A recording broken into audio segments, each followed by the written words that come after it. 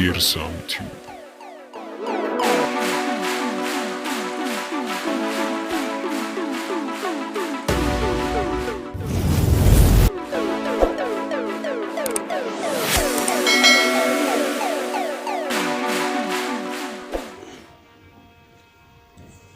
ኢትዮጵያ ገና በማለዳው የራሷን ሁለንተናዊ ማንነት የሰራች ነፃነቷን አስቀድማ ያወቀችና ያጣጣመች ይህንን ነፃነቷ በእጇ ለማቆየት ብዙ የከፈለች ሀገር ናት። ኢትዮጵያ ከወደ ውጭ የተቃጡባትን ብዙ ወረራዎች በልጆቿ አጥንት አጥርነት አሳፍራ የመለሰች ለአፍሪካና ለመላው ዓለም ጥቁሮች ሰው መሆንን የተረጎመች ሀገር ናት።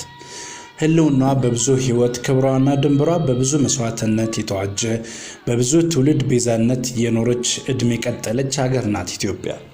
እነሆ እኛም በዚህ ፕሮግራማችን የዘመናት የነፃነት ቀንዲልነቷን ማሳያ ይሆናል ብለን ኢትዮጵያም ዳግም የተወለደችበት ነው ብለን በፍትህና በሰብአዊነት ጎን የቆመ ታላቅ ድል ነው ብለን አንጸባራቂውን የአድዋን ድል በጥቂት ልናስታውሳችሁ ነው። የሆነውማ መች ተጽፎስ ተነግሮ ሲያልቃልና ጊዜና አቅም በፈቀደው መጠን ስንተርከው ግን በታላቅ ደስታና በአመስጋኝ ልብ ነው።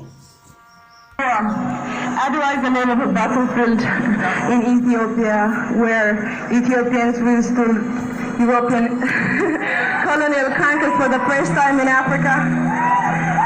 Against Mussolini, not those old good Italians.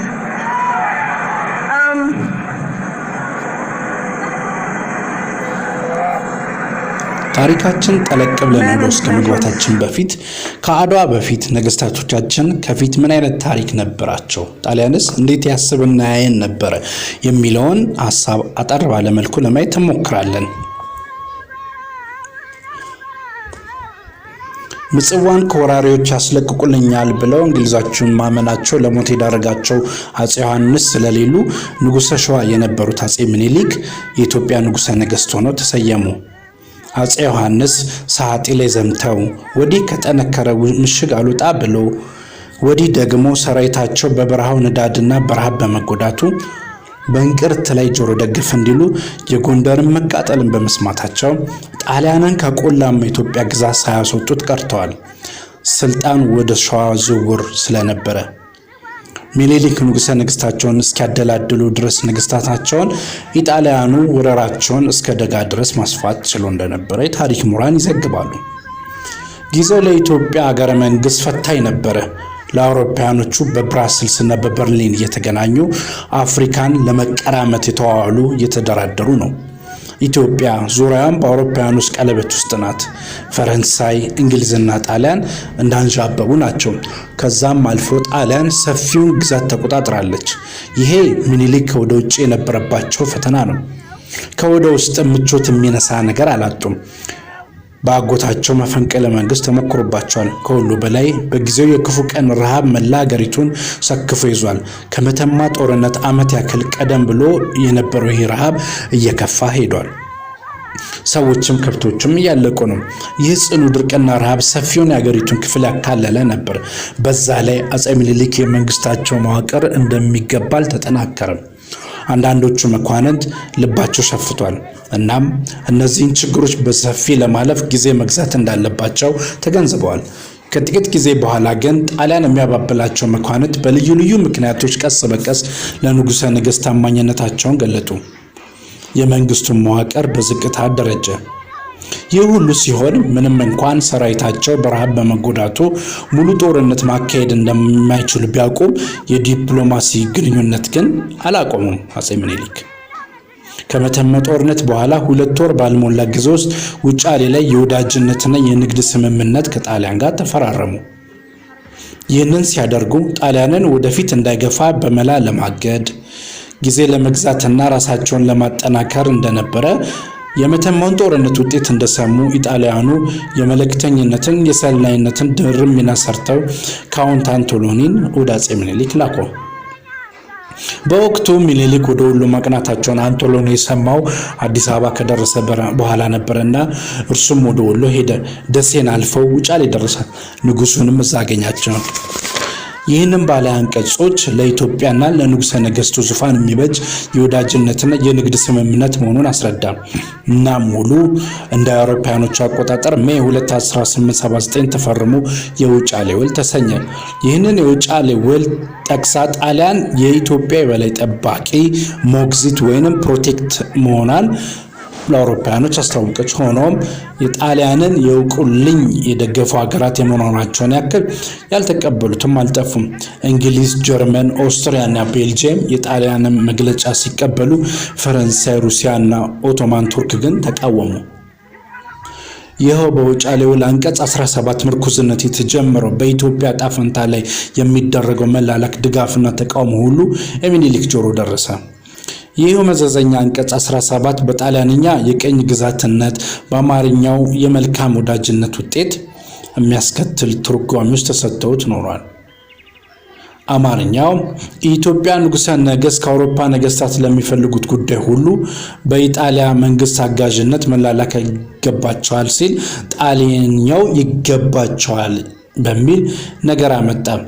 ሚኒሊክ የንጉሠ ነገሥታቸውን ዜና ለአውሮፓ መንግስታት ሲልኩ ከአንዳንዶቹ መንግስታት ደብዳቤውን በቀጥታ አንቀበልም የሚል መልእክት መምጣቱ ስለ ሁኔታው መነካች ሆነላቸው። እናም ለወቅቱ የጣሊያን ንጉሥ ቀዳማዊ ኡምቤርቶ የሚከተለውን ጻፉ። የሚመቸኝን ከማድረግ የሚያግድ ውል አልገባውም። ዛሬም ቢሆን እንዲህ ባለ ግዴታ ምገባ አይደለሁም። አሁንም እርስዎ በ17ኛው አንቀጽ የተደረገውን ስህተት እንዲቃናና እንዲያደርጉና ያስታውቋቸው መንግስት እንዲያስተካክሉ በ17ኛው አንቀጽ የተሳሳተውን አንቀጽ እንዲቃናና ሊያስታውቋቸው መንግስታት ስህተቱን እንዲያሳውቋቸው እንዲነግሯቸው አሳስባለሁ ሲሉ ካውንት አንቶሎኒን አስጠሩት። ግራዝማች ዮሴፍም አስተርጓሚ ሆነው ቀረቡ። 17ኛው አንቀጽ መሰረዙን አረዱት። አንቶሎኒ እሳት ለበሰ። አስተርጓሚውን ግራዝማች ዮሴፍን ተዛለፈ። ውሉንም ቀዳደደ። የጣሊያን መንግስት በጉልበት ታግዞ እንኳን የአማርኛውን የጣሊያንኛውንም ትርጉም ያስከብራል ብሎ ዛተ። ጦርነት ይሆናል አለ። እቴጌ ጣይቱን በእልህና በቁጭት ተናገሩ። እቴጌ እንዲህ ሲሉ ተናገሩ። ሐረግ የኛ ሳተና ጦርነት ነው ያልከው? ለምን ነገ አታደርገው? ሰማይ ምድሩ ሳይላቀቅ ጨለማ ከብርሃን ሲተናነቅ ቀኑ አይኑን ሳይከፍት ከፈለክ ማልደህና እያጋሱ ይጠብቁሃል የአገሬ አናብስት የአገሬ ጀግና። እንኳን በድንፋታ በድማሚትም ወጀብ ልቡ የሚሸና ታገኛ ይምሰልህ አንድ እንኳን ለስለት የሆነ ኮስማና። እኔ ሴት ነኝ፣ ጦርነትን አልሻም። በሀገሬ በክብሬ ከመጡ ግን ከቶም አልሸሽ አልፈራ። ሂድ አንቶሎኒ፣ ተሰናድተን እንጠብቅሃለን። የዛኔ ታዲያ የዚህን ጥቁር ህዝብ ልቡን ታየዋለህ። ደረቱን ለጦር እግሩን ለጠጠር ሰጥቶ ለሀገሩ ክብር እሱ ወድቆ እሱ አፈር በልቶ ሀገሩን ማያቆይ ከዚህ ዓለም እንዳይመስልህ። የኢትዮጵያን ህዝብ ባታውቀው ነው እንጂ ለሀገሩ መሞት ማለት ለአበሻ ጌጡ ነው። ቀኛዝማች ታደሰ ዘወልዴ እቴጌ ጣይቱ ዘብርሃነ ኢትዮጵያ ከሚለው መጽሐፋቸው ላይ በተሰኘው መጽሐፋቸው የዚህን አንቀጽ 17 መሰረዝ ንጉሠ ነገሥቱ ከገለጹበት በኋላ በጦርነቱ እቴጌ ጣይቱ ስላደረጉት አስደናቂ ታሪክ እንዲህ ሲሉ ገልጸዋል። ከአድዋ ጦርነት አስቀድሞ ወደ ኢትዮጵያ እየተመላለሱ አንዳንድ ጊዜ በልምምጥ አልፎ አልፎም በዛቻ ከንጉሠ ነገሥቱ ብዙ ነገርን ሲጠይቁ የሰነበሱት የኢትዮጵያ መልእክተኞች ሳይቀሩ ስለ እቴጌ ጣይቱ ሀገር ወዳድነትና ርቆ አስተዋይነት እቴጌይቱ ከአንቶሎኒ ጋር ስለነበራቸው ውል መሰረዝ ክርክር በማስመልከት እኛ ለራሳችን እናውቃለን፣ በፈቀደው ጊዜ ከኛ ቦታ ወይም ጋራዎች እንደ ድንጋይ እንዳቸዋለን እንዳሉ የተናገሩትን በመጥቀስ የሰጡትን ገለጻ ለዚህ በቂ ማስረጃ ይሆናል። ኮንት አንቶሎኒ በበኩሉ ለኢጣሊያ መንግስት በኤደን ሆኖ ስለ ኢትዮጵያ ተልኮ በ1883 በሰጠው ሪፖርት ተግባሩን በልዩ ብርታት የተቃወሙት እቴጌ ጣይቱ መሆናቸውን ጠቅሶ ጽፏል። ከዚህ ጋር በማያያዝ አንቶኔሊ ውጭ ሀገር ዝውውር ላይ እንዳለ የእቴጌይቱን መሰናክል ፈጣሪነት እየጠቀሰ አጼ ምኒልክ ወታደራዊ ስልጣኑን ለአንዲት ሴት ለቆ ይጫወትብኛል ብሎ ያወራ እንደነበር ይነገራል። ይህም ወሬ ድንገት ለእቴጌይቱ ይደርሶ ኖሮ አንቶኔሊ ወደ አዲስ አበባ ተመልሶ በመጣ ጊዜ ጉዳዩ በኃይለ ቃል በማንሳት የኔ ሴትነትና ያንተ ወንድነት የሚለካው እዛው ጦር ሜዳ ነውና እንዳትቀር አሉት ይባላል። ጦርነቱ ሊጀመር አቅራቢያ ከተናገሩት ለመጥቀስ ያህል ኢትዮጵያን የጠላት እግር ረግጧት ባለቤት አጼ ምኒልክ በጠላት ፊት ተሰልፈው የኢትዮጵያ ሕዝብ ብዙ የግፍልቅ ሲጠብቀው እንደ ወንድ እንጂ እንደ ሴት በእልፍኝ መቀመጥ አይገባኝም ሲሉ አቋማቸውን ገልጸዋል። ይህ እቴጌ ጣይቱ ከአጼ ምኒልክ ጋር ለመዝመት ቆርጦ መነሳታቸውን ቤተመንግስቱንና ከተማውን እንዲጠብቁ ወደ ዘመቻው እንዳይሄዱ በከፍተኛ የጦር አለቆች የቀረበውን ሐሳብ በመቃወም የሰጡት ቃል መሆኑ ይታወቃል። በአንጻሩም አስፈላጊውን ትጥቅና ድርጅት ማሟላት ስለጀመሩ ይቅሩ ብሎ ለመናገር የደፈራቸውም አንድ ሰው አልተገኘም ነበር ብለው የታሪክ ምሁራን ይጠቅሳሉ። እቴጌ ጣይቱ እንደ ዕንቁ የበራና እንደ ወርቅ የነጠረ የቆራጥነትና የአስተዋይነት ታሪክ የነበራቸው ኢትዮጵያዊት አርበኛ ነበሩ። ለሀገራቸው ነጻነት በፖለቲካው መስክ ብቻ ሳይሆን አስፈላጊ በሚሆን ጊዜ በጦር ሜዳም ለመታገል ባሳዩት አቋም የዝግጅትና ተግባራዊ ተሳትፎ ከፈረንሳዊ አልማንዳ ጋር ተመሳሳይነት አላቸው። እቴጌ ጣይቱ ጠላት ኢትዮጵያን ለመውረር ከአጥር ውስጥ መግባቱ እንዳረጋገጡ ወዲያው አጼ ምኒልክ ቀኝ እጅ በመሆን ቀፎውን ነቀነቁት። ተገልብጦ የወጣው ንብ አድዋ ላይ ጠላትን ክፉኛ ነደፈው። በአጼ ምኒልክና በእቴጌ ጣይቱ መልካም አመራርን ያገኘው የኢትዮጵያ ሕዝብ ያለውን ከፍተኛ ሀገር ፍቅር ስሜትና ከሱ የሚመነጨውን ጀግንነቱን ትክክለኛው መውጫ ቀዳዳ አገኘ። ዞሮ ዞሮ ታሪክ ሰሪው ሰፊ ሕዝብ ነውና ችሎታውን አስተባብሮ ለከፍተኛ ዓላማ በከፈለው መስዋዕትነት በተቃጣነት የኢምፔሪያሊስት ወረራ አኩሪውን ድል በመጎናጸፍ ነፃነቱን ጠብቆ ለመቆየት በርትቷል። እቴጌ ጣይቱ የአንድ ጦር አዛዥ በመሆን ሰራዊቱን ግንባር ቀደም ስፍራ መያዙ ይታወቃል። ከዚህም ሌላ ጦርነቱን በመካሄድ ላይ ያለ የተራቡትንና የተጠሙትን ከማስተናገድ አልፈው የቆሰሉትን በማከም የደከሙትን በማበረታታት ወኔ በመቀስቀስና ከማንም ወንድ ባላነሰ ችሎታ ወታደራዊ አመራሩን በመስጠት ያዋጉና ይዋጉ እንደነበረ የታሪክ መዛግብቶች ይመሰክርላቸዋል።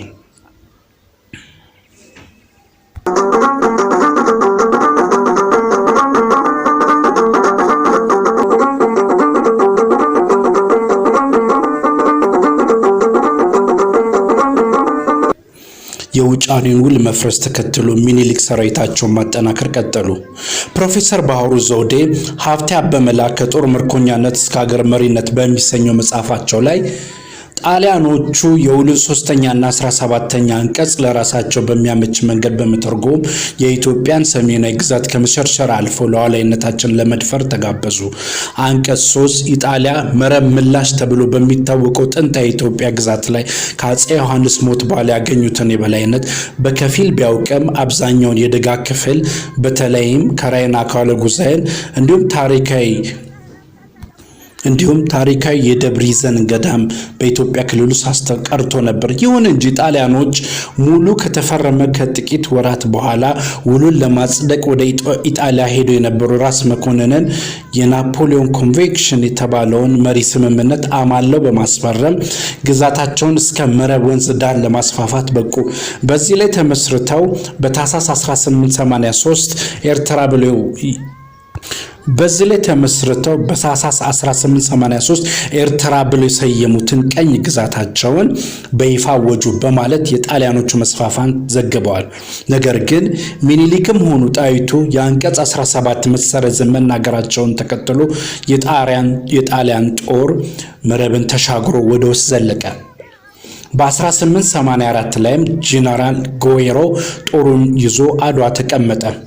ጣሊያኖቹ በግስጋሴያቸው በመቀጠል ማርች 1895 ደግሞ አዲግራትን ቆይቶ መቀሌን ያዙ።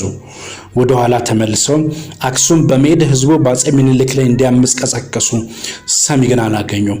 ጣሊያንም ግስጋሴዋን ቀጥላ እስከ አምባላጌ እስከ አሸንጌ ሐይቅ ድረስ ያለውን የኢትዮጵያን ግዛት ያዘች።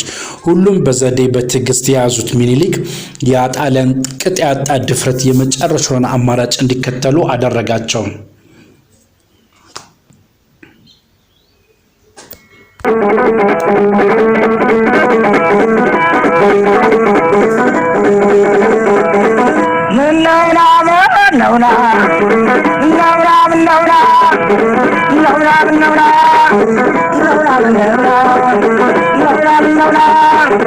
የኢትዮጵያን መሬት አረማን ነክቷት በሕይወት ያለን ልጆቿ ሳንሞት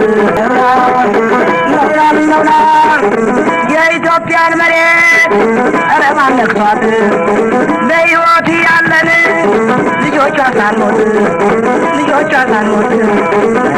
ምነውና ወታደር ጀግናው በዓለም ላይ ታሪክ የገነነ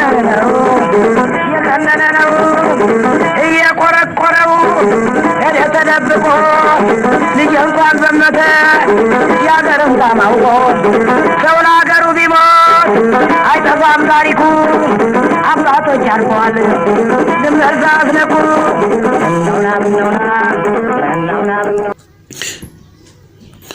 ጣሊያኖች ከዛ በፊት የኢትዮጵያን ግዛቶች ሲወሩ የገጠማቸው ችግር እምብዛም ስለነበረ ተበረታተዋል። በቀላሉ ኢትዮጵያን መቆጣጠር እንደሚችሉም አምነዋል። የጣሊያን ጦር የነበረው ጄኔራል ባሪያቶሪም ከፍ ያለ ክብርና ዝናም ያገኘ ሄዷል። ባሪያቶሪ ባገኘው ጊዜ ድል ያገኘው የሰከረው የፍራንሲስኮ ድል ባሪያቶሪን ወደ ሮም ጋበዘው። ማዕረጉም ከጄኔራልነት ወደ ሌተናል ጄኔራልነት ተሸጋገረ። ባሪያቶሪ ባገኘው ጊዜያዊ ድል የሰከረው የፍራንሲስኮ ፕሪስኬ አስተዳደር ወደ ሌተናል ጄኔራልነት ከፍ አደረገለት። ከእርግጠኝነቱ ብዛት የተነሳ ሚኒሊክን በቀፎ ውስጥ አስሬ ወደ ሮማ አመጣዋለሁ በማለት ፎከረ። ሚኒሊክም የረሃቡን ማለፍ፣ የሀገረ መንግስቱን መርጋት፣ የህዝቡን በአንድ ልብ ማበርና መተባበር፣ የትጥቅና ስንቃቸውን መደርጀት ከተመለከቱ በኋላ ይህንን አዋጅ አወጁ።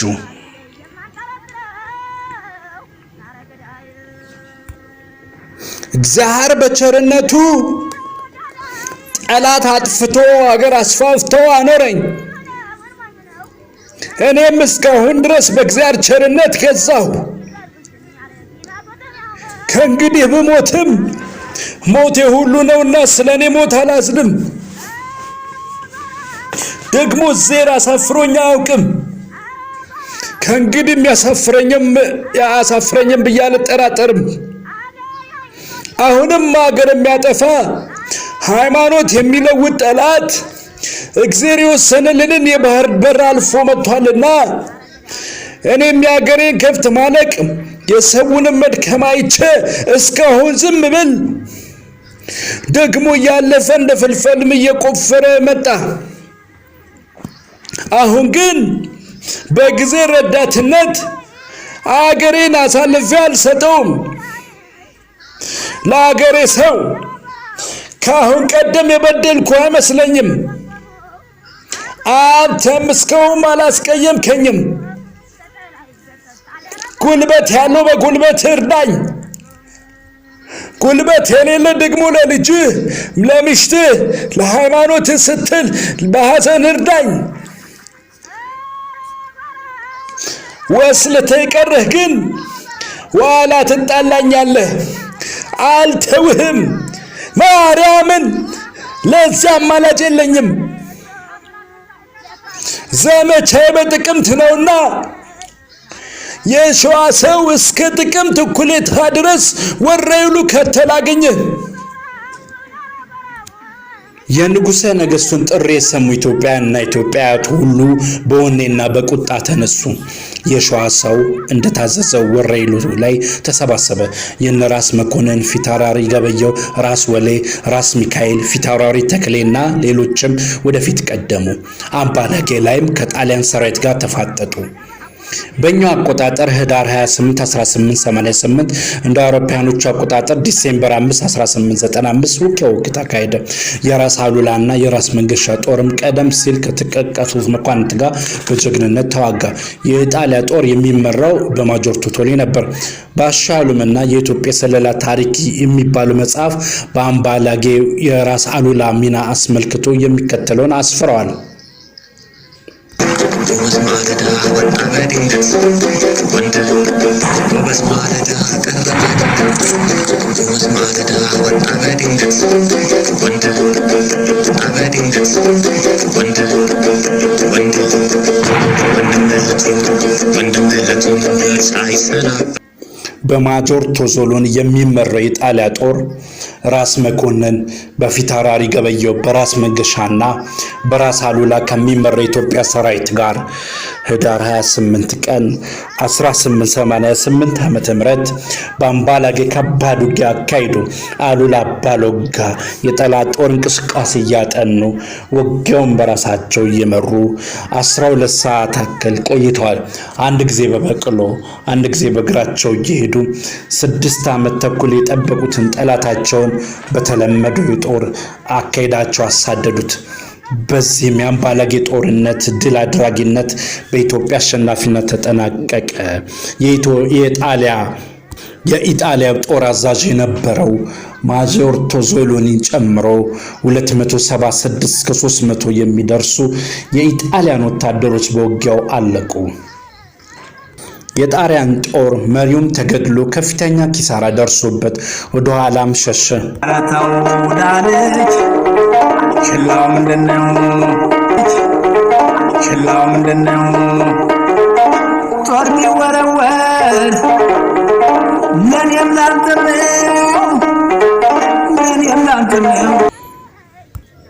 ጳውሎስ ኞኞ አጤ ሚኒሊክ በሚሰኘው መጽሐፉ ላይ በምሽጎቹ ዙሪያ ጣሊያን ተደራራቢ አጥሩን መስራቱንና ይህም ለተወሰነ ጊዜ እንደረዳው ገልጾ ጽፏል። ተከራራተም ያዩ የሰሙትን እንዲህ ባለ መልኩ በታሪክ ሰድረውልናል።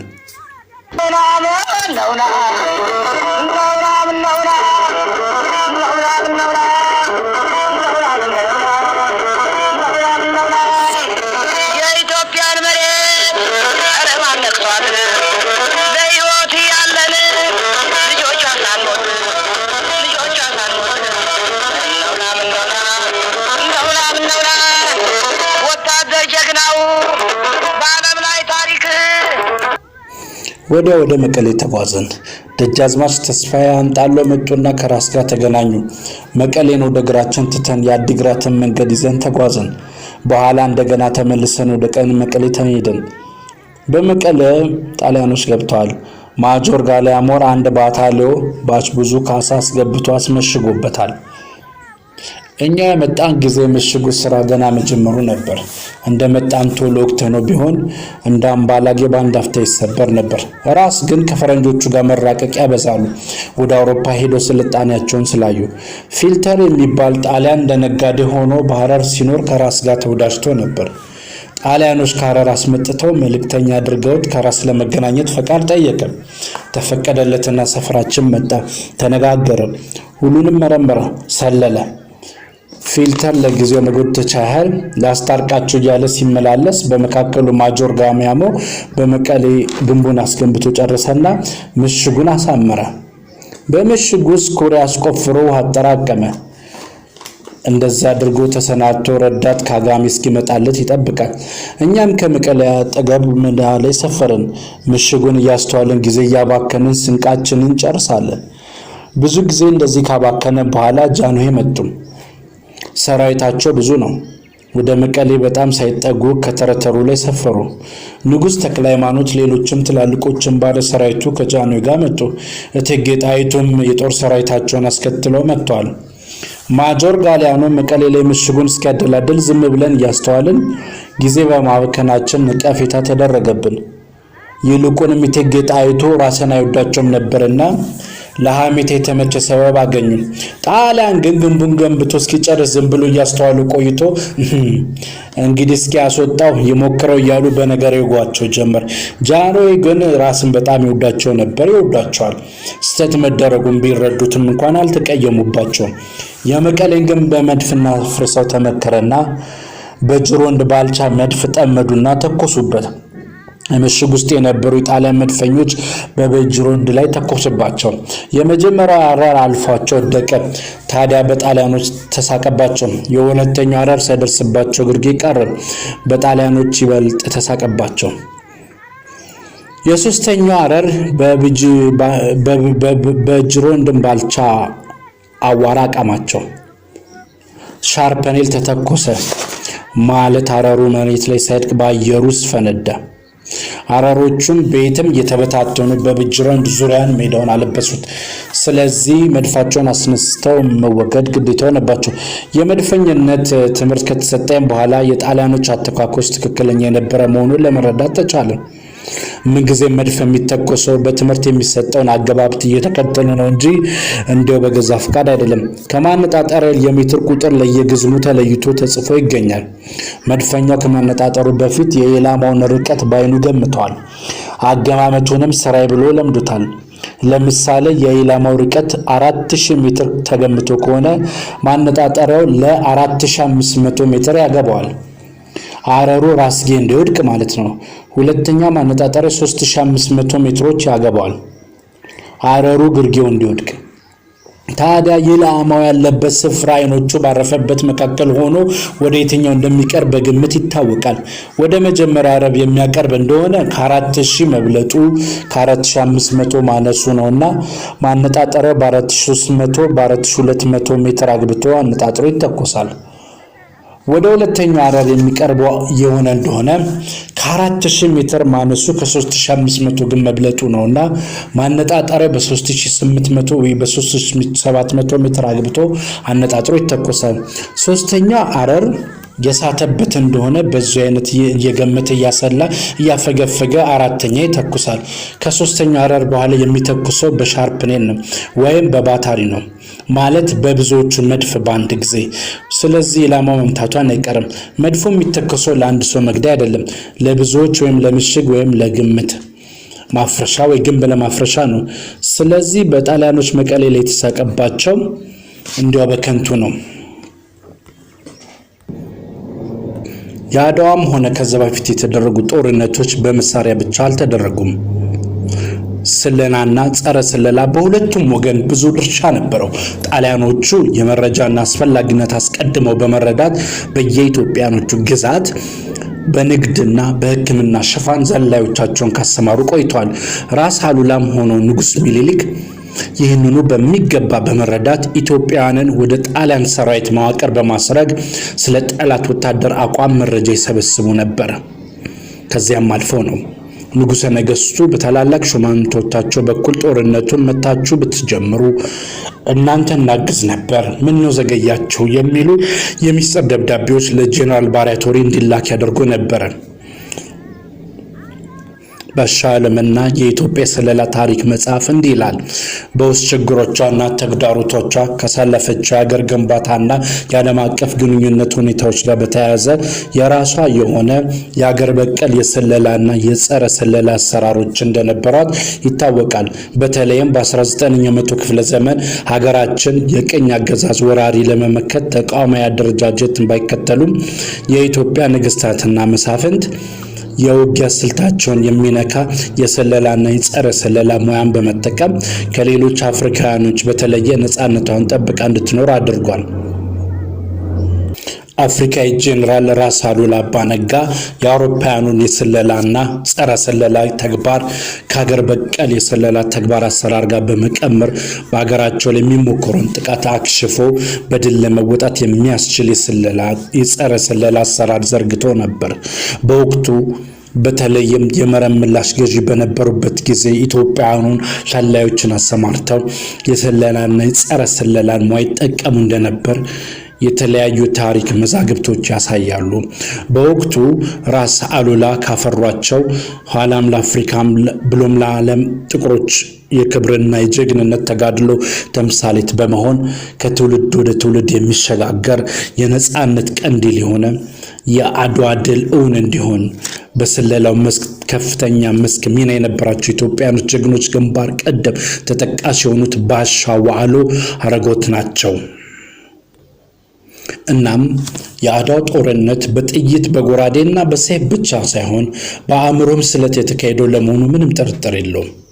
ባሻ አሉምና ገብረ እግዚአብሔር ጌላ ሌሎች ኢትዮጵያን በሰጡት የተሳሳተ መረጃ ተታሉና በጦር ጄኔራሎቹ ተገፍቶ ጄኔራል ባሪያቶሪ ወደ ኢትዮጵያኑ የጦር ሰፈር ተነቃነቀ። ሆኖም ኢትዮጵያውያኑ መንገድ መሪዎች አብረውት አልዘለቁም። መሃል ላይ ተሰማሩበት። ወደ ኢትዮጵያን ጦር ሰፈር ተጠግቶ ተኩስ ከፈተ። ጦርነቱን አስጀመረ። ጄኔራል ባሪያቶሪ ዋና የጦር አዝማችነቱን ይዞ የቀረውን የጦር ሰራዊት አራት ላይ ከፍሎ ለአንደኛው ክፍል ጄኔራል አርሞንዲን፣ ለሁለተኛው ክፍል ጄኔራል ሜዳር ለአንደኛው ክፍል ጄኔራል አርሞንዲን፣ ለሁለተኛው ክፍል ጄኔራል ዳቦር ሚዳን፣ ለሶስተኛው ክፍል ጄኔራል አርቦርቶኒን፣ ለአራተኛው ክፍል ጄኔራል ኤሌናን ሾመ።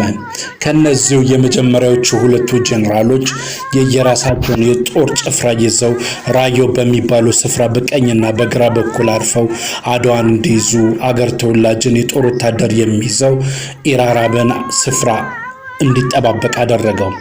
እነዚህን ሶስት አሰልፈው በጄኔራል ኤሌና የሚታዘዘውን አራተኛው ክፍል ግን ከኋላ ተጠባባቂ እንዲሆን አስቀምጠው የጦር ሰራዊቱ ቁጥር ከ20 ሺህ በላይ ነው።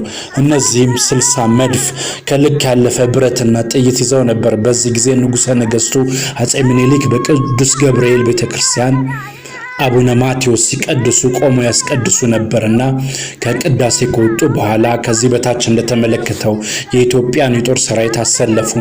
አንደኛ ራሳቸው ንጉሠ ነገሥቱ ዳግማዊ ምኒልክ አድዋ አጠገብ በተለይ አዲም 20 ላይ ከሚባለው ስፍራ ላይ ከ30 ሺህ የሚበልጥ የጦር ወታደር ጋር፣ ሁለተኛ እቴጌ ጣይቱ በዚህ ስፍራ ከ3000 ወታደሮች ጋር፣ ሶስተኛ ከንጉሠ ነገሥቱ በስተቀኝ ፊታውራሪ ገበየው የአሰብን ወንዝ ሻገር ብለው በማይጓጓ ከ6000 ጦር ወታደር ጋር፣ አራተኛ ንጉሥ ተክለ ሃይማኖት በዚህ ስፍራ ከ3000 የጦር ወታደር ጋር፣ አምስተኛ ከንጉሠ ነገሥቱ በስተግራ ራስ ወሊ በማይደገላታ ከ3000 ጦር ወታደር ጋር፣ ስድስተኛ ራስ ሚካኤል በሰናይ ጸባውና በእንዳ ሚካኤል ከ8000 ጦር ወታደር ጋር፣ ሰባተኛ ልዑል ራስ መኮንን አቅጣጫቸውን ዳሮ ተክሌ በር አድርገው በአዲያቡን ከ8000 ጦር ወታደር ጋር፣ ስምንተኛ ራስ መንገሻ ዮሐንስ ከራስ አሉላና ከራስ አጎስ ጋር በእደ ማርያም ሸዋቶ ከ3000 ጦር ወታደር ጋር፣ ዘጠነኛ ዋክስዩም ጓንጉል በዚሁ ስፍራ ከ6000 ጦር ወታደር ጋር፣ አስረኛ ራስ መንገሻ አቲከም ከ3000 ጦር ወታደር ጋር ድምር 73000 ጦር ወታደር የኢትዮጵያ ኃይል ለጣሊያን ኃይል እየተጫነው ሄደ። የኢትዮጵያ ኃይል ለጣሊያን ኃይል እየተጫነው ሄደ። የጣሊያ የጦር አዛዥ የሀገር ጦር ታዛዦችን ያስቀደመ በኋላ የራስ መንገሻና የራስ ሚካኤል የዋክስዩም ጓንጉል ወታደሮች ከበው በጥይት ስለቆሏቸው ይበልጦቹ ጦርነቱ ላይ ሞቱ። ገሚሶቹ አውቆጃቸውን ሲሰጡ የቀሩት ደግሞ ወዳልተነካው ወደ ጄኔራል አልሞንዲ ሽሽት ሄዱ። የኢትዮጵያ የጦር ሰራዊትም እያቀራራና እየፎከረ ወደፊት አልፎ ጎሶ ከሚባለው ጉብታ ላይ ደርሶ እንደገና ተጋጠማቸው። በዚህ ጊዜ በአንደኛው ወገን ለመሸሽ የማይመች ገደል ሆነው በአንድ ወገን ስለተከበቡ የሚሄዱበት አጥተው ተስፋ በቆረሱ ጊዜ እንደገና ውጊያ ተጀምሮ ብዙ ሰዓት ሲዋጉ ከሞተ ወታደር ብዛት የተነሳ ያ ስፍራ የሬሳ ክምር ብቻ ሆኖ ይታይ ነበር ይባላል። በዚህ ጊዜ ጀግናው ፊታውራሪ ገበየው ከሰራዊታቸው ተለይተው የጠላት መካከል ገብተው ከቀኝ አዝማች ታፈሰ ጋር እየፎከሩ የጠላትን አንገት በጎራዴ እየቀነጠሱ በጥይት ተመተው ወደቁ። የጦር ሚኒስቴሩ ፊታውራሪ ገበየው የአድዋ ዕለት በሰሩት የጀግንነት ስራ እስከ ዛሬ ድረስ በያሉበት ስማቸው ይነሳል። ይልቁንም ጠላት የአድዋን ታሪክ በጻፈው ጉብዝናቸውን ስለማይሰውር የወገኖቻቸውን የኢትዮጵያን ልብ በኩራት ይሞላል። ስለ ፊታውራሪ ገበየው ከዚህ ቀጥሎ ያለው ከመሞታቸው በፊት ተገጠመ። የአድዋ ስላሴ ጠላት አረከሰው፣ ገበየው በሞቴ ግባና ቀድሰው። በዚህ ጊዜ ንጉሠ ነገሥቱ አጼ ምኒልክ የጦር ወታደራቸውን እንዲያበረታታ ቃል ሲያደፋፍሩ፣ እንዲሁም እቴጌ ጣይቱ እንደ ወንድ በጦርነቱ መካከል እየተላለፉ የቆሰለውን ሲያነሱ፣ ለተጠማው መጠጥ ለተራበው ምግብ ሲሰጡ አሉ። የጠመንጃውንና የመድፉ ጩኸት ከልክ ያለፈ ነበር። የኢጣሊያንም ወታደር ከቦ እየተፏከሩ በጥይትና በጎራዴ ሲደበድቡት የኢጣሊያ ጦር በጀግንነት 4 ሰዓት ከተዋጋ በኋላ ሽሽት ጀመር። አዝማቹ አልበርቶኒ ተቀምጦበት የነበረው በቅሎ ወደቀ። ወዲያው ተነስቼ አመልጣለሁ ብሎ ለመነሳት ሲሞክር ከቀምጡ ሳይነሳ የተሽቀዳደሙ የሚሮጡት ኢትዮጵያን ጄኔራሉ ማረኩት። የአንደኛው ክፍል የጦር አዛዥ ተማርኮ ሰራዊቱ በጭራሽ ከጠፋ በኋላ ሁለተኛው ክፍል የጦር ሰራዊት ራዩ ከሚባለው ስፍራ ላይ ሆኖ ከ4 እስከ 9 ሰዓት ድረስ የሶስተኛውን ክፍል የጄኔራል ኤነላን ጦር ተዋግቶ በመጨረሻም የጦር አዛዡ ጄኔራል አልሞንዴዛ ጦርነቱ ላይ ሞቶ ተገኘ። ከዚህም በኋላ በመጨረሻ ያለው የጣሊያ ጦር በተለይ ማርያም ሸውት ከሚባለው ቦታ ላይ ተጋጠመው ከቀድሞ የበለጠ ጦርነት ተካሄደ። ይልቁንም የመጨረሻው ድል የሚፈጸምበት ለመሆኑ የሁለቱም የጦር ሰራዊቶች ተጨባብጠው ሲዋጉ በጨበጣ በሚደረገው ዘመቻ ከኢጣሊያኖች ይልቅ ኢትዮጵያኖች በጎራዴ አመዛዘር የቀለጠፉ ነበሩ። ይሁን እንጂ ኢጣሊያኖች ተስፋ በቆረጠ ኃይል እስከ 12 ሰዓት ድረስ በጉብዝናት ሲዋጉ በመጨረሻ አዛዣቸው ጄኔራል ዳቦር ሚዳ በጥይት ደረቱን ተመቶ ወድቆ በአንድ ጠብታ ውሃ ማነው አፌን የሚያረሰኝ እያለ እንደተኮነነ ነው ሲሞት ጥቂት እንደቆየ አለፈ። በዚህ ጊዜ የጣሊያኖች ገሚሶቹ ሲሞቱ የቀሩት ደግሞ ወደ ኢትዮጵያኑ ደግነው ይተኩሱበት የነበረውን ብረት አፈሙዙን ጨብጠው ሰደፉን ወደ ሰማይ የሰቀሉ ተማረኩ።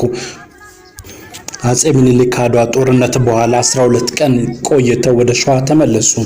አዲስ አበባን በታላቅ የድል አድራጊነት ግርማ ታጅበው ሚያዝያ 8 በደረሱ ጊዜ ህዝቡ በደስታና በእልልታ ተቀበላቸው።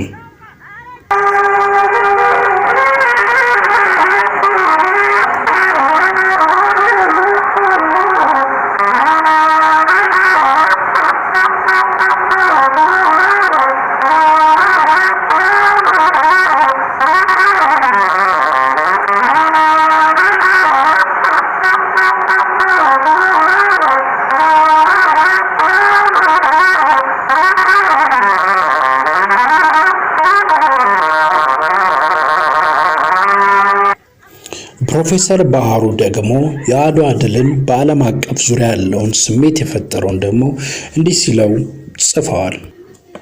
በቅርብ ዘመን ታሪክ ውስጥ እንደ አድዋ ድል ለኢትዮጵያ ዝናን የሰጡ ድርጊቶች ማሰብ ያዳግታል። የቀኝ አገዛዝን ማዕበል የገታ አንድ ትልቅ ድርጊት እንደመሆኑ የቀኝ ገዢዎችን ቅስም የሰበረውን ያህል የተገዢዎችንም አንገት ከተደፋበት ቀን እንዲል ያደረገ ክስተት ነበር። በዚህ ድል ምክንያትም የፖለቲካ መሪዎችም ሆነ ነጋዴዎቹ አቋማቸውን እንደገና እንዲመረምሩ ተገደዱ። በአድዋ ጦርነት ተረካው ለኢጣሊያ ግልጽ ወገናዊነት ጆርጅ በክሌ እንኳን የዚህን አዲስ ግንዛቤ መስፈን በሚከተለው መንገድ ይገልጽልናል። ከሰፊው የፖለቲካና የታሪክ ትንታኔ አኳያ የአድዋ ጦርነት በአፍሪካ ምድር አዲስ ኃይል መነሳቱን የሚያበስር ይመስላል። በዛች አህጉር ተወላጆች የማይናቅ ወታደራዊ ኃይል ሊሆኑ እንደሚችሉ ልናሰላስል ተገደናል። እንዲያውም አሁን ነገሩ አስቂኝ ቢመስልም ይህ ሁኔታ ማለትም አድዋ ጨለማይቷ አህጉር በላዩ ላይ ስልጣኗን ባሰራፋቸው በአውሮፓ ላይ የምታደርገው አመጽ የመጀመሪያው ምዕራፍ ነው ተብሏል። አድዋ ልዩ ትኩረት ያሰጠው ጥቁሮች በነጮች ላይ የተጎናጸፉት የመጀመሪያ አብይ ወታደራዊ ድል በመሆኑ ነው። በዚህም ረገድ ከአንድ 10 ዓመት በኋላ የነጩን ዓለም እንደገና ለማናወጥ የበቃው ጃፓን በሩሲያ ላይ ያገኘችው ድል መቅደም ነበር።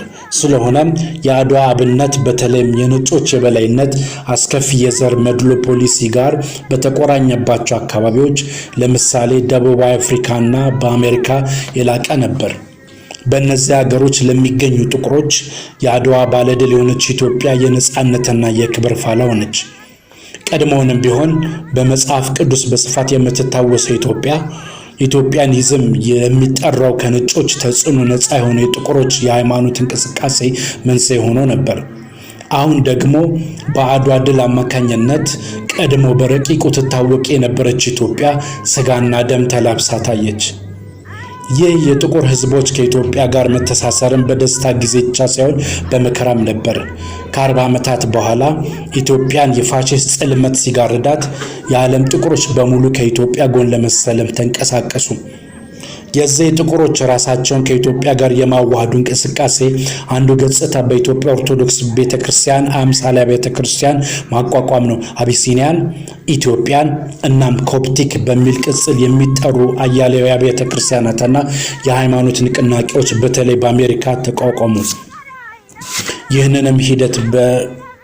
ይህንንም ሂደት በጉልህ ሊያስረዳ የሚችለው አንዱ ንቅናቄ የአቢሲኒያ ኮፕቲክ ኢትዮጵያ ኦርቶዶክስ ቤተክርስቲያን ተብሎ ይታወቅ የነበረ ነው። በፖለቲካው መልክም የፋሺስት ወረራ በመቃወም በዓለም መድረክ የሚሟገቱ ከነበሩት ውስጥ እንደ ጆሞ ኬንያታና ኳሜ ንክሩማ የመሳሰሉትን ወጣት አፍሪካ መሪዎች መጥቀስ ይቻላል። በእነዚህ መሪዎች አማካኝነትም ነው መላው ጥቁሮችን ለማስተባበር የተነሳሳው የፓን አፍሪካኒዝም እንቅስቃሴ ከአሜሪካ አህጉር ወደ አፍሪካ ሊሸጋገር የበቃው። ቆይቶም በ1955 ይህ በከፊል በአድዋ ድል የተቀሰቀሰው እንቅስቃሴ ድሉ በተገኘበት ሀገር የአፍሪካ አንድነት ድርጅት ሲመሰረት ታሪካዊ ድምዳሜ ላይ ደረሰ ማለት ይቻላል። መቼም ታሪክ በቀራኔ የተሞላች ነችና ለዓለም ጥቁሮች የነጻነት ፋና ያበራው የአድዋ ድል ጎረቤት ለሆነችው ጥቁር ሀገር ሱዳን ከነጻነት ይልቅ ቅኝ አገዛዝን ያስከተለ ሂደት መንስኤ ሆነ። የነገሩ ዝርዝር እንደሚከተለው ነው። የአድዋ ድል የጣሊያን ቅስም የሰበረውን ያህል በእንግሊዝ ካምፕ ከባድ ሽብር ነበር የፈጠረው። ምክንያቱም የእንግሊዝ ስሌት ኢትዮጵያን ተቆጣጥራ ፈረንሳይን ወደ ፈለገች ኢጣሊያ ኢትዮጵያን ተቆጣጥራ ፈረንሳይን ወደ ፈለገ አባይ ድርሽ እንዳትል ትከላከልልኛለች የሚል ስለነበረ ነው አድዋ ይህንን ስሌት ያቃወሰው። የአባይ ጥያቄ እንደገና ተቀሰቀሰ። በአንድ ወገን ሱዳን በማህዲስቶች እጅ ናት፣ በሌላ ወገን ደቡብ ኢትዮጵያ ከጣሊያን ነፃ በመሆኗ በእንግሊዞች ግምት ለፈረንሳይ ወደ አባይ የመስፋፋት ፖሊሲ አመቺ ሆና ተገኘች። በዚህ ሁሉ መሃል የግብጽ ባለቤት የሆነችው እንግሊዝ ወና ቤት ታቅፋ ልትቀር ሆነ።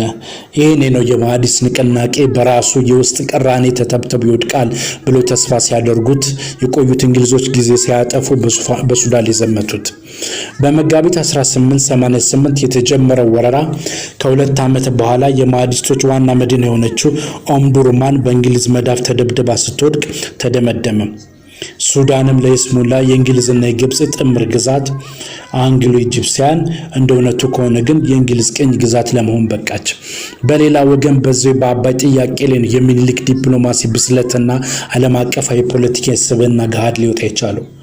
እንግሊዞች ፈረንሳይ በአዲስ ሁኔታ ተጠቅማ ወደ አባይ ተስፋፋለች ብለው መስጋታቸው መሰረተ ቢስ አልነበረም። በአድዋ ማግስት ከምዕራብ እስከ ምስራቅ አፍሪካ የተንሰራፈው ግዛት ለመመስረትም የነበራቸውም ሰፊ ዕቅድ አሁን ለማድረግ ፈረንሳዮች በሁለቱም አቅጣጫ ሰራዊቶቻቸውን አዘመቱ። ዕቅዱ ሁለቱ ጦሮች ነጭ አባይ ላይ እንዲገናኙ ለማድረግ ሲሆን ከምዕራብ አፍሪካ የተነሳው ዘማች ጦር የመራው ዣን ባፕቲስት ማርሻ ሲሆን ከጅቡቲ የተነሳው የሚመራው በማርኩዝ ዲያቦን ሸርባ ነበር። ቀደም ሲል ፈረንሳዮች ከሚኒሊክ ጋር በተዋሉ ስምምነት መሰረት ሚኒሊክ የጅቡቲውን ጦር የኢትዮጵያን ግዛት በሚያቋርጥበት ጊዜ በስንቅ አቅርቦቱ በኩል ሊተባበር ቃል ገብቶ ነበር። ይሁን እንጂ ይህንን ቃል ለማክበር ብዙም አልተጨነቀም። የራሱንም ሆነ የሀገሪቱን እድል ከአንድ መንግስት ጋር የማስተሳሰር ፍላጎት አልነበረም።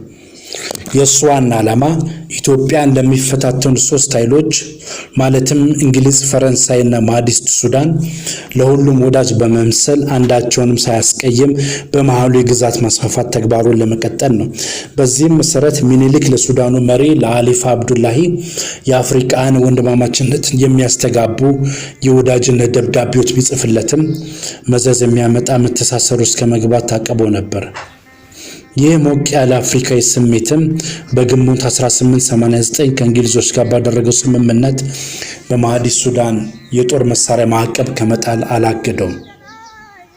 የማህዲስትን ስልጣን መዳከም አይቶ እንደሚባለው የኸሊፋውን ቡራኬ ታክሎበት ስልጣኑን በአሶሳና በቤንሻንጉል ለመዘርጋት በቃ።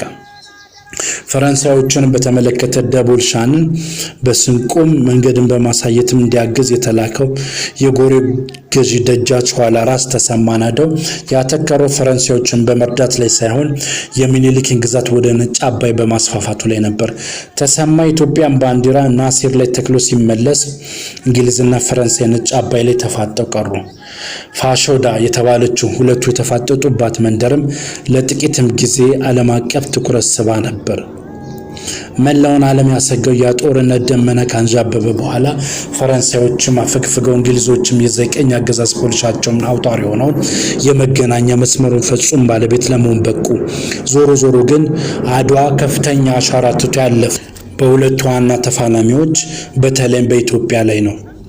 በጣሊያን ሀገር የሽንፈት ወሬ እንደተሰማ የተፈጠረው ስሜት ድብልቅ ነበር።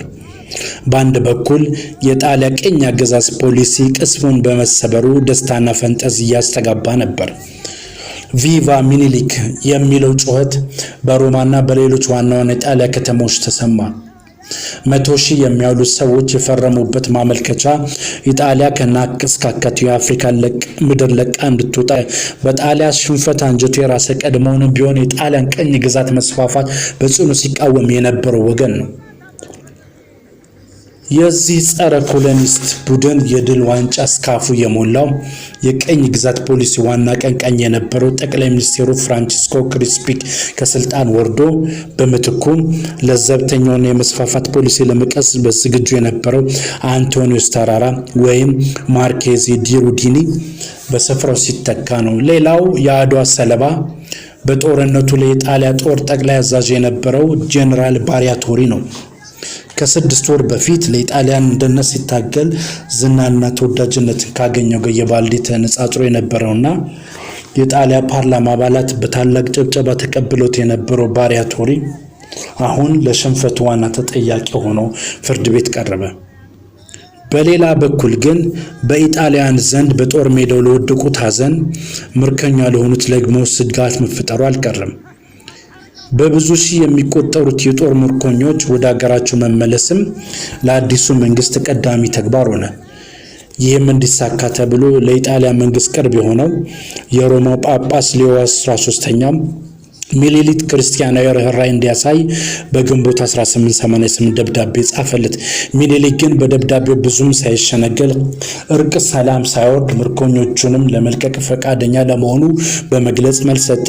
ባለው ሁኔታ አለ ሚኒሊክ ሲመልስ ለህዝብ ያለብኝ የንጉስነትና የአባትነት ግዴታ ለሰላም ያለኝ ብቸኛ ዋስትና እንደዋዛ ከእጅ እንዳያመልጥ እንድጠነቀቅ ያስገድደኛል።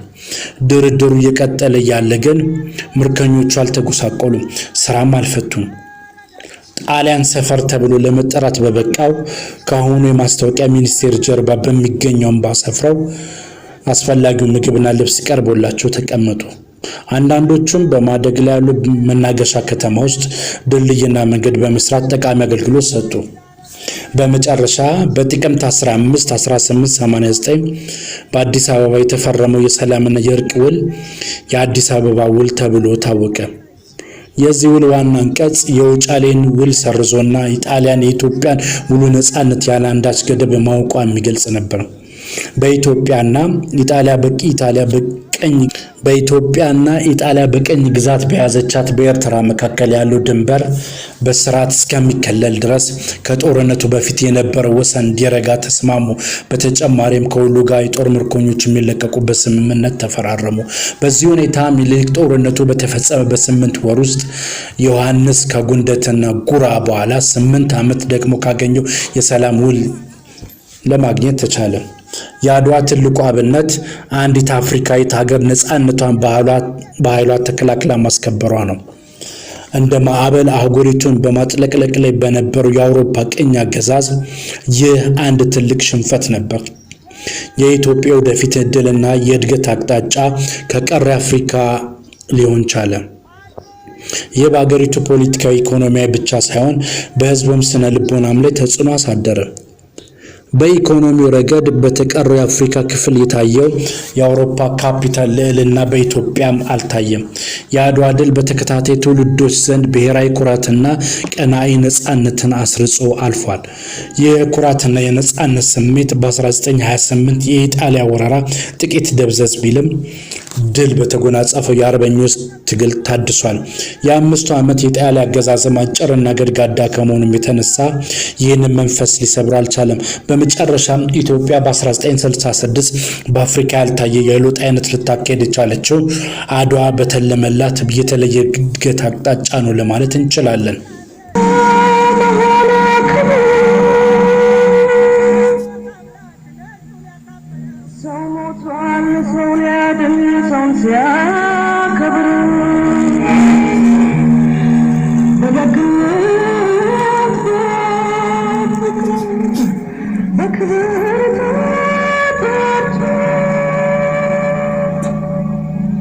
በክብር ይሄዳል ሰው ሊኖር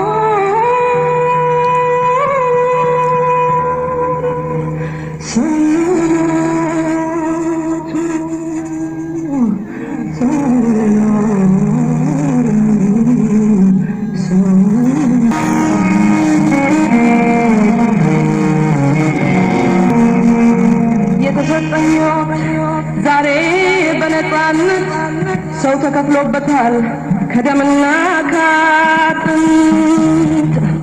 ስንት ወገን ወደቀ በነፃነት ምድር ትናገር አድዋ ትናገር ትመስክር ትናገር አድዋ ትናገር አድዋ የኢትዮጵያን ዳግም ውልደት ነፃነታችን በክብር ዋጋ የተዋጀበት ሰው የመሆን ድል ነው።